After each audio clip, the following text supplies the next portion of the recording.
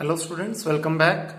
आज की क्लास में हम क्लास 12th के थर्ड बुक का चैप्टर 4 करेंगे, जिसका नाम है अकाउंटिंग रेशोज।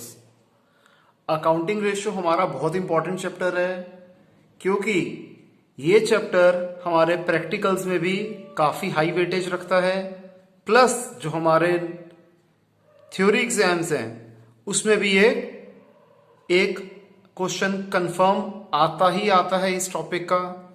तो आइए इसके प्रैक्टिकल पार्ट को स्टार्ट करते हैं। सबसे पहला टॉपिक जो है हमारा वो है लिक्विडिटी रेशो का, जिसे हम शॉर्ट टर्म सॉल्वेंसी रेशोज भी कहते हैं। इसके अंदर दो तरह की रेशो आती है। फर्स्ट है करंट रेशो और सेकंड है लिक्विड रेशो, जिसके दो नाम और हैं, क्विक रेशो या फिर एसिड टेस्ट रेशो। सबसे पहले करंट रेशो। करंट रेशो का फॉर्मूला होता है current assets upon current liability, और इसे एक्सप्रेस करा जाता है रेशो की फॉर्म में, जैसे 7:2, 3:1। अब इसके कंटेंट्स डिस्कस कर लेते हैं। सबसे पहले करंट एसेट्स। करंट एसेट्स में क्या क्या आता है? इसमें आ जाता है हमारा current investment, short term investment, marketable securities, stock, जिसका दूसरा नाम इन्वेंट्रीज भी होता है। इसमें लेकिन लूज टूल्स, स्टोर्स और स्पेयर्स को हमने इंक्लूड नहीं करना। नेक्स्ट है ट्रेड रिसीवेबल। इसके अंदर बिल रिसीवेबल और डेटर दोनों आएंगे, और दोनों में से हम प्रोविजन फॉर डाउटफुल डेब्ट्स को माइनस कर देंगे। नेक्स्ट है cash in hand, cash at bank, checks in hand, draft in hand, short term loan advances जो कंपनी ने, ऑर्गेनाइजेशन ने किसी को दी हुई है, prepaid expense, accrued income etcetera. Current liability में आ जाएगा आपका short term borrowings, trade payables जिसके अंदर बिल पेएबल और क्रेडिटर आ जाता है, outstanding expenses, pre received income, short term provisions.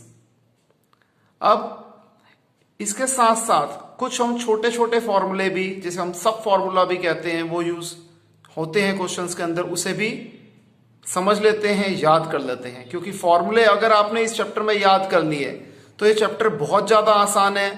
हमें क्या करना होगा, फॉर्मूला हमने लिखा, उसके कंटेंट्स लिखे, जो जो चीजें दी हुई है उसको उसमें डाला, प्लस करा, दैट्स इट। जहां पर डिवाइड करना है वहां डिवाइड कर दिया। तो बहुत ही ज्यादा आसान चैप्टर है। सिर्फ इसमें एक ही डिफिकल्ट चीज है कि फॉर्मूले काफी सारे हैं और वो याद पहले करने पड़ेंगे क्वेश्चन अटेम्प्ट करने से पहले। अगर आप लोग पहला फॉर्मूले याद नहीं करते तो क्वेश्चन सॉल्व करने का कोई लॉजिक नहीं बनता। टोटल एसेट्स का एक और फॉर्मूला भी हम बना सकते हैं, fixed asset plus non current investment plus current assets. Total assets हमेशा टोटल लायबिलिटी के बराबर होता है। वर्किंग कैपिटल का फॉर्मूला होता है current assets minus current liability. Second हमारी आ जाती है लिक्विड रेशो या क्विक रेशो। इसका फॉर्मूला होता है लिक्विड एसेट या फिर क्विक एसेट, एक ही बात है, अपॉन करंट लायबिलिटी। इसे भी हम रेशो की फॉर्म में एक्सप्रेस करते हैं, यानी कि 3:2, 1:1 ऐसे एक्सप्रेस करते हैं। लिक्विड एसेट्स या क्विक एसेट्स कैसे निकलते हैं? इसका एक तरीका क्या है, करंट एसेट्स में से हम स्टॉक और प्रीपेड एक्सपेंस निकाल देंगे तो हमारा लिक्विड एसेट निकल आएगा। करंट लायबिलिटी को निकालने का एक सेकंड फॉर्मूला भी है, जो कि होता है total liabilities minus long term liabilities. आइए अब इन दो फॉर्मूलों के ऊपर कुछ क्वेश्चंस की हम प्रैक्टिस कर लेते हैं। तो आइए स्टूडेंट्स, हम प्रैक्टिस स्टार्ट करते हैं। सबसे पहले मैंने ली इलस्ट्रेशन नंबर 1। इस क्वेश्चन में कहता है कि हमें करंट रेशो निकालनी है। हमें पता है करंट रेशियो का जो फॉर्मूला होता है वो होता है current asset upon current liability. तो करंट एसेट्स के हम इस पर्टिकुलर क्वेश्चन में से कंटेंट्स देख लेते हैं, कौन कौन से हैं। Trade receivables, prepaid expense, cash and cash equivalent, short term investment और इन्वेंट्रीज। इन सबके हमने अमाउंट लिख दी और उसको प्लस कर दिया। नेक्स्ट है करंट लायबिलिटी। करंट लायबिलिटी के अंदर इस पर्टिकुलर क्वेश्चन में कंटेंट्स क्या निकलेंगे, ट्रेड पेबल्स यानी कि बिल पेएबल और सन्ड्री क्रेडिटर दोनों इसके अंदर आते हैं, प्लस एक्सपेंसेस पेएबल। इनके भी तीनों की हमने फिगर्स लिखी, अमाउंट लिखा और उसे प्लस कर दिया। अब करंट रेशियो का फॉर्मूला क्या होता था, current asset upon current liability, current assets है 2 लाख रुपए के, करंट लायबिलिटी है 1 लाख रुपए की, तो आंसर आ गया 2:1। अब मैं अगेन आपको रिपीट करूंगा बात कि क्वेश्चन बहुत ज्यादा आसान है, हमें सिर्फ क्या करना है, फॉर्मूले याद रखने हैं, दैट्स इट, और कुछ भी नहीं है इस पूरे चैप्टर में। आइए इलस्ट्रेशन 2 देखते हैं, इसमें भी करंट रेशो निकालनी है। करंट रेशो का फॉर्मूला क्या होता है, current asset upon current liability, लेकिन इस बार करंट एसेट्स के हमें कंटेंट्स नहीं दे रखे, तो हम दूसरा फॉर्मूला लगाएंगे। कौन सा, कि टोटल एसेट होता है fixed asset plus non current investment plus current assets. Total assets की वैल्यू दे रखी है 3 लाख, फिक्स्ड एसेट है 1,60,000, नॉन करंट इन्वेस्टमेंट है 1 लाख रुपीस की, करंट एसेट्स हमें नहीं पता, तो 1,60,000 प्लस 1 लाख 2,60,000, ये प्लस 2,60,000 उधर जाके माइनस 2,60,000 हो जाएंगे, तो करंट एसेट्स आ गए 40,000 रुपए के।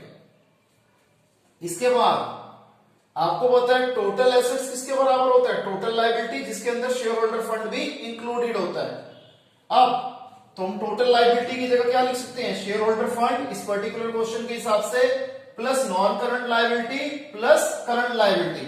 टोटल एसेट तो 3 लाख की हमें पता है, share holder fund 2 lakh rupees का है, नॉन करंट लायबिलिटी 80,000 रुपीस की है, प्लस करंट लायबिलिटी वैसी की वैसी, क्योंकि अभी हमें फाइंड आउट करनी है। 2 लाख प्लस 80,000 2,80,000, ये प्लस उधर जाके माइनस, तो करंट लायबिलिटी क्या आ गई 3 लाख माइनस 2,80,000 दैट इज 20,000। अब हमें निकालना क्या था, current ratio, current asset upon current liability, यानी कि सीए अपॉन सीएल, मैंने शॉर्ट फॉर्म में लिख दिया, सीए है 40,000, सीएल है 20,000, डिवाइड कर दिया तो ये आ गया 2:1।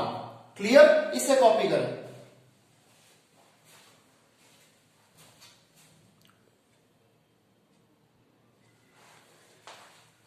आइए स्टूडेंट्स, अब हम करते हैं इलस्ट्रेशन नंबर 4।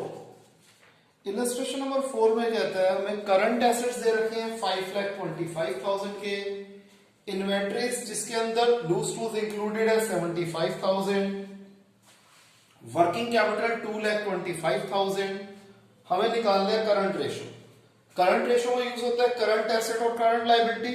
करंट एसेट तो हमारे पास है लेकिन करंट लायबिलिटी नहीं है, तो सबसे पहले हम क्या करते हैं, वर्किंग कैपिटल का इसके अंदर हम फॉर्मूला यूज करेंगे, क्योंकि हमें क्या दिया हुआ है इस बार क्वेश्चन में, वर्किंग कैपिटल भी दिया हुआ और करंट एसेट भी दिया हुआ है। आपको पता है WC वर्किंग कैपिटल किसके बराबर होता है, current asset minus current liability. Working capital हमें दे रखा है 2,25,000, करंट एसेट दे रखा है 5,25,000 माइनस CL, ये प्लस 5,25,000 उधर जाके माइनस 5,25,000 आ जाएगा, सबट्रैक्ट करके आंसर आ गया -3 लाख। ये किसके बराबर होगा, माइनस CL के, माइनस से माइनस कट गया, नॉर्मल जैसे मैथमेटिक्स करते हैं वही करना है इसमें, तो CL यानी कि करंट लायबिलिटीज आ गई 3 लाख रुपीस की। अब नेट करंट एसेट्स क्या हो जाएंगे, current assets minus loose tools. अब यहाँ एक क्वेश्चन पैदा होता है कि सर आपने करंट एसेट्स यहां तो डायरेक्ट 5,25,000 ले लिए, लेकिन यहां पर आप माइनस क्यों कर रहे हो, क्योंकि जब हम फॉर्मूले में यहां पर करंट एसेट्स का यूज करेंगे तो वो लूज टूल्स सबट्रैक्ट करके करेंगे, जबकि जब हम वर्किंग कैपिटल में यूज करते हैं तो हम उसके अंदर लूज टूल्स को माइनस नहीं करते। तो नेट करंट एसेट्स हो गए CA minus loose tools, CA means current asset, 5,25,000 में से 75,000 किया है, आ गया 4,50,000। अब करंट रेशियो क्या होती है, current asset upon current liability. Current assets कितने हैं, 4.5 लाख रुपए के, करंट लायबिलिटी 3 लाख रुपीस की, यह आंसर आ गया 3:2। आइए अब हम करते हैं इलस्ट्रेशन नंबर 8। इस क्वेश्चन में कहता है करंट रेशियो है 2.5:1, वर्किंग कैपिटल है 60,000, बताओ करंट एसेट और करंट लायबिलिटी कितने रुपए की है। आपको पता है करंट रेशियो का फॉर्मूला क्या होता है, current asset upon current liability, जो कि दिया हुआ है 2.5/1, क्रॉस मल्टीप्लाई कर लेते हैं, CA into 1 CA, 2.5 into CL 2.5 CL, current assets क्या है 2.5 CL है। वर्किंग कैपिटल क्या होता है, current asset minus current liability. Working capital हमें दिया हुआ है 60,000, CA की वैल्यू क्या है 2.5 CL और माइनस CL वैसे का वैसा, दोनों CL की फॉर्म में आ गए, 2.5 CL में से 1 CL निकाल दो, क्या आ जाएगा 1.5 CL, जो कि 60,000 के बराबर है। 1.5 यहां CL से मल्टीप्लाई हो रहा है, उधर जाके डिवाइड हो जाएगा जब हम इज इक्वल टू के ऑपोजिट साइड पे लेके जाएंगे, तो CL आ गया 40,000। अब CL निकल आया, CA क्या था 2.5 CL, 2.5 इंटू CL की वैल्यू क्या 40,000, तो 2.5 इंटू 40,000 1 लाख, CA आ गया वापस 1 लाख रुपीस का। क्लियर, इजी क्वेश्चन है। आगे देखते हैं, अब हम करते हैं इलस्ट्रेशन 13।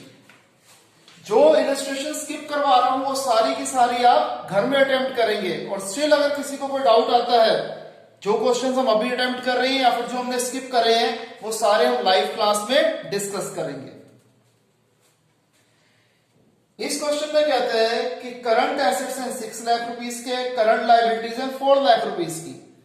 जो फर्म का अकाउंटेंट है वो चाहता है करंट रेशियो को 2:1 पे मैं मेंटेन कर दूं, और कैसे मेंटेन करूं, कुछ करंट लायबिलिटी की पेमेंट करने के बाद, और जब मैं ये पेमेंट कर दूं तो करंट रेशियो 2:1 होनी चाहिए। बताओ कितने रुपए की वो करंट लायबिलिटी पे ऑफ करेगा। देखिए जी, हमें करंट एसेट और करंट लायबिलिटी दी हुई है। मैं मान लेता हूं कि करंट लायबिलिटी जिसकी वो पेमेंट करे, जिसके बाद रेशियो 2:1 हो जाए, वो करंट लायबिलिटी का अमाउंट मान लेता हूं मैं X।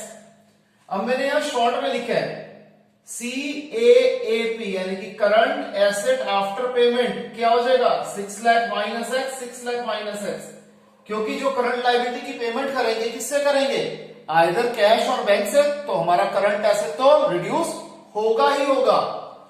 CLAP current liability after payment 4 lakh minus X, current ratio after payment क्या हो जाएगा, current asset after payment upon current liability after payment. करंट रेशियो का फॉर्मूला था current asset upon current liability, तो after payment after payment after payment मैंने सारी जगह पे लगा दिया, और ये करंट रेशियो आफ्टर पेमेंट क्या होनी चाहिए 2:1। अब करंट एसेट आफ्टर पेमेंट की वैल्यू है 6 lakh minus X, current liability after payment की वैल्यू है 4 लाख माइनस X, और 2:1 तो हमारे पास है ही है।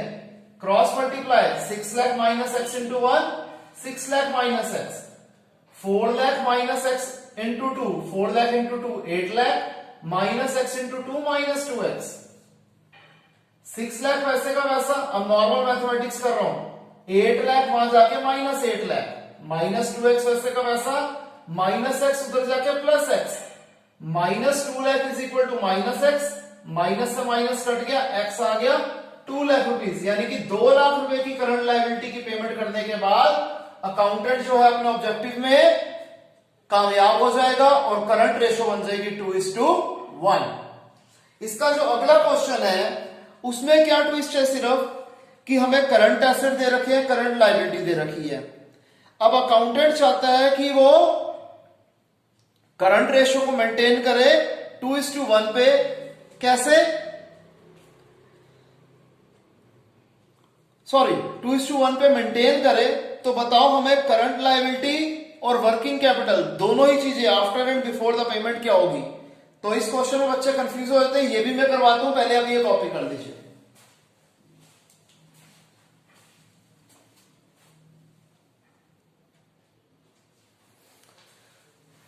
तो आइए हम करते हैं इलस्ट्रेशन नंबर 14।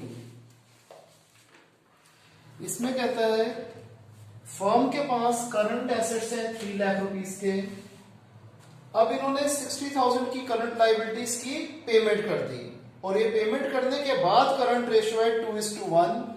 बताओ करंट लायबिलिटीज कितनी है और वर्किंग कैपिटल कितनी है, दोनों ही चीजें निकाल दी before and after the payment was made.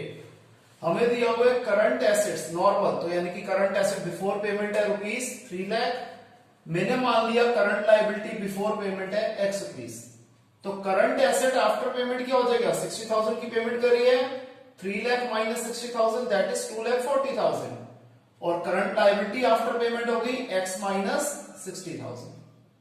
अब करंट रेशियो आफ्टर पेमेंट क्या होता है, current asset after payment upon current liability after payment. ये हमें 2:1 दे रखी है। करंट एसेट आफ्टर पेमेंट की वैल्यू है 2,40,000, करंट लायबिलिटी आफ्टर पेमेंट की वैल्यू है X माइनस 60,000। क्रॉस मल्टीप्लाई कर देते हैं, 2 into X minus 60,000 is equal to 2,40,000 into 1, 2 into x, 2x, 2 into minus 60,000 minus 1,20,000 is equal to 2,40,000. 2x is equal to 2,40,000, ये minus 1,20,000 वहां जाके plus 1,20,000, 2x आ गया 3,60,000, तो x की वैल्यू क्या आ जाएगी 3,60,000 अपॉन 2 दैट इज 1,80,000। अब करंट लायबिलिटी बिफोर पेमेंट हमने x मानी थी यानी कि 1,80,000 रुपए, तो करंट लायबिलिटी आफ्टर पेमेंट क्या हो जाएगी x माइनस 60,000, 1,80,000 माइनस 60,000 ये आ गया 1,20,000। वर्किंग कैपिटल बिफोर पेमेंट क्या हो जाएगी current asset before payment minus current liability before payment. Current asset before payment की वैल्यू है 3 lakh, current liability before payment की वैल्यू है 1,80,000, डिफरेंस आ गया 1,20,000। फिर हमें निकालना है वर्किंग कैपिटल आफ्टर पेमेंट, ये क्या होता है current asset after payment upon minus current liability after payment. Current asset after payment की वैल्यू है 2,40,000, करंट लायबिलिटी आफ्टर पेमेंट की वैल्यू है 1,20,000, डिफरेंस आ गया 1,20,000। तो स्टूडेंट्स आज के लिए इतना ही, मिलते हैं नेक्स्ट क्लास में, इसके टॉपिक के आगे हम कंटिन्यू करेंगे। Okay students, bye, take care.